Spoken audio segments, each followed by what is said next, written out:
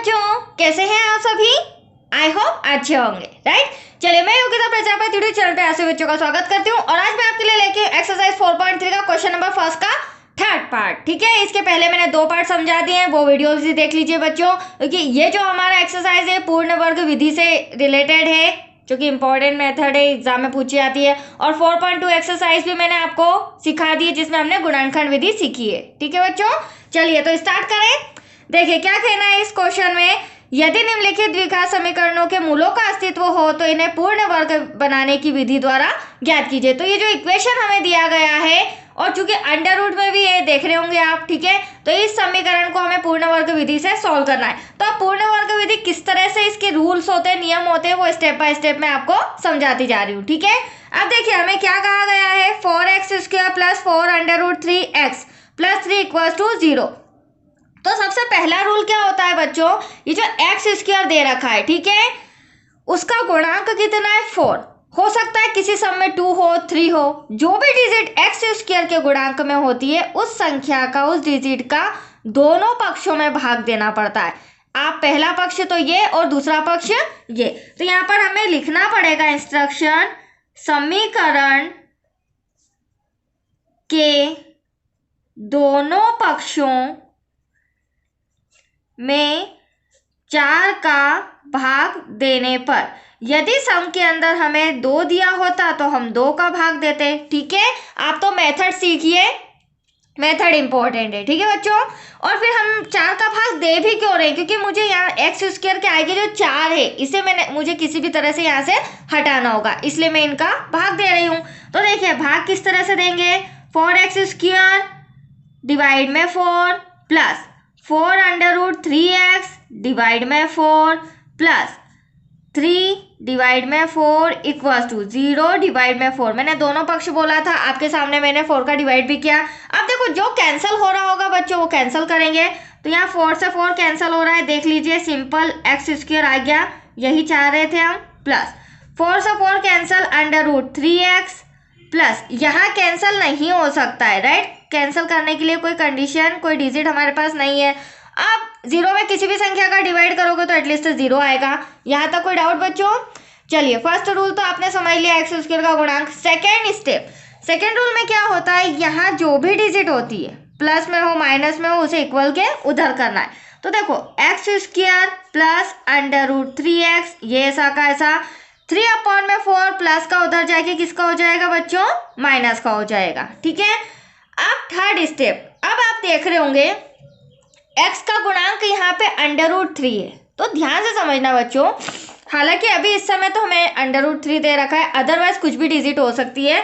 तो जो भी x के गुणांक में होता है उस संख्या को हम आधा कर देंगे, आधा करने के बाद जो संख्या हमारे सामने आएगी उसका वर्ग करने पर पहले पक्ष में भी जोड़ देंगे, दूसरे पक्ष में भी जोड़ देंगे। तो आइए रफ में समझते हैं कैसे। x का इस बार गुणांक मेरे पास √3 है, जो भी संख्या होगी उसका मैं आधा कर दूंगी, ये मैंने आधा भी कर दिया। ठीक है, इसके बाद आधा करने के बाद उसका हमें वर्ग करना होगा, तो आप देख रहे हैं वर्ग करने के बाद क्या सॉल्यूशन निकलता है, तो आइए देखते हैं। 2 का मल्टीप्लाई 2 में, तो यहाँ रूट से रूट कैंसिल, सिंपल 3 और 2 2 जा 4। तो क्या आ रहा है, जैसे ही मैंने इस संख्या का आधा किया और फिर साथ ही साथ उसका स्क्वायर वर्ग भी करा, तो मेरे पास क्या आया, 3/4। इतना सॉल्यूशन करने के बाद अब जो भी संख्या हमारे सामने आ रही है स्क्वायर करने के बाद बच्चों, उसको यहाँ भी प्लस करेंगे, यहाँ भी प्लस करेंगे। आइए देखिए, √3x प्लस का 3/4, ठीक है, और ये जो माइनस का 3/4 ये पहले का ही लिखा हुआ है, यहाँ भी मैं ऐड कर दूंगी 3/4। मैंने आपको पहले ही कंडीशन बता दी थी, जो भी हमारे यहाँ सॉल्यूशन निकलेगा उसे हम दोनों पक्ष में जोड़ देंगे। दैट्स क्लियर, यहाँ तो कोई डाउट? अब सबसे इंपॉर्टेंट चीज, यहाँ बच्चों को थोड़ा सा डाउट होता है, तो मैं यहाँ एक ट्रिक दूंगी, ध्यान से समझना। आप देख रहे हैं यहाँ पर x² प्लस √3x प्लस 3/4 दे रखा है। ठीक है बच्चों, तो जो x² है तो यहाँ पर हम मान लेते हैं x का वर्गमूल। तो अगर मैं x का वर्गमूल करूं तो मेरे पास क्या आना चाहिए, x आना चाहिए। कहने का मतलब फर्स्ट और लास्ट डिजिट से मतलब है हमें, यहाँ पर भी एक्स स्क्वायर का मतलब एक्स का वर्गमूल निकालेंगे और यहाँ पर भी 3/4 का वर्गमूल निकालेंगे। ऐसा क्यों कर रहे हैं मैं आपको थोड़ा सा हिंट देती हूँ। आपने देखा होगा a+b का होल स्क्वायर, मतलब ये इसका फुल फॉर्म दे रखा है फॉर्मूले का, उसे मुझे शॉर्ट में लाना है, बस इतना साफ समझ जाइए, ठीक है।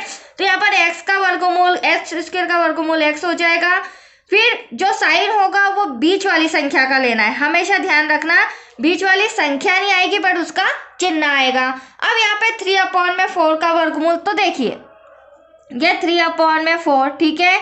तो √3 का तो कोई स्क्वायर रूट नहीं होता है, क्या होता है क्या √3 का, लेकिन √4 का होता है। यहाँ समझ जाइए, √4 का होता है 2, क्या होता है बच्चों 2, तो √4 का क्या आ जाएगा 2।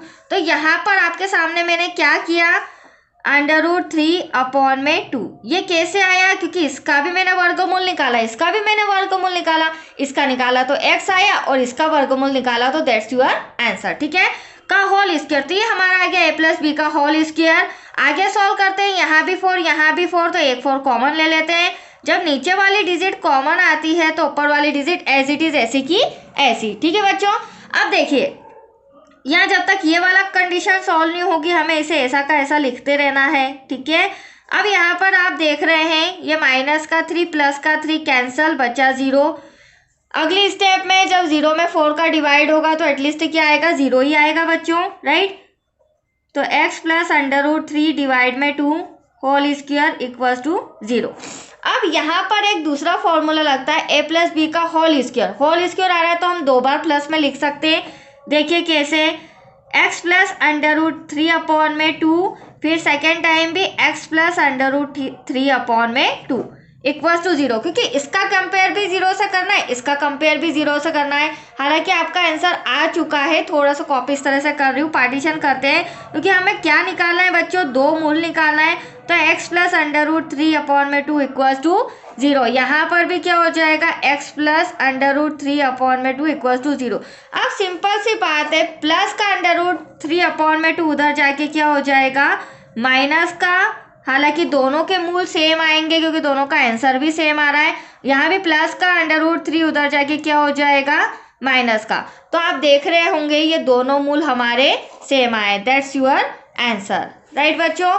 तो ये आपके सामने ये वाला सम भी हमारा कंप्लीट हो चुका है। इसके बाद हमारा 4th पार्ट रह चुका है जो पूर्ण वर्ग विधि से रिलेटेड है, तो नेक्स्ट वीडियो में वो समझा दूंगी, ठीक है। हाँ, समझ में आया तो लाइक शेयर करना ना भूलिएगा। ओके बच्चों, थैंक यू।